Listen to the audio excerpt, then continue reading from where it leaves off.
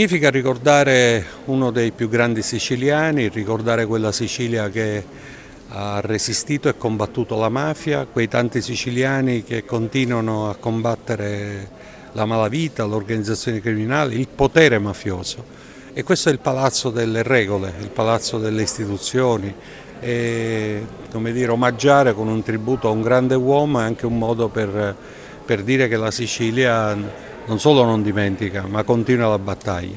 Allora, l'immagine dello zio qui è importante per la sua statura istituzionale, per l'importanza che ha avuto nella storia che ha vissuto, ma soprattutto nella storia seguente, in questi 32 anni. È importante che sia sempre presente la sua memoria e che susciti in chiunque lo guardi, in chiunque passando di qui il politico, il turista, il semplice cittadino, possa ricordare quanto è stata importante la sua figura e quanto ancora adesso sia importante e che ancora aspettiamo una verità che è tarda ad arrivare. Ed è importante come testimonianza e come presenza.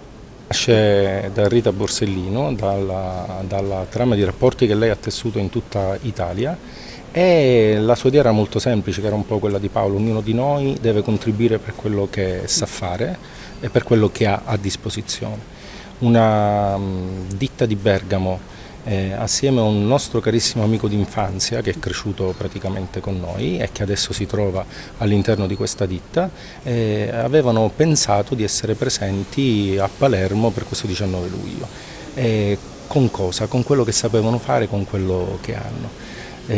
La ditta così ci ha contattato attraverso il nostro carissimo amico che si chiama Gaetano Davì, che lo saluto, e ci ha inviato questo faro. Hanno generato i gobbi, quindi quelle immagini di Paolo Borsellino, con l'intento appunto di fare tornare il sorriso di Paolo tra la gente, in mezzo ai turisti, in mezzo a chi esercita la politica e quindi i nostri interessi personali, perché il sorriso di Paolo, che comunque aveva sempre trasmesso serenità e tranquillità, comunque quel sorriso ancora a qualcuno fa paura, e quindi ripartiamo dal sorriso di Paolo per avere non più frammenti di verità, ma tutta la verità.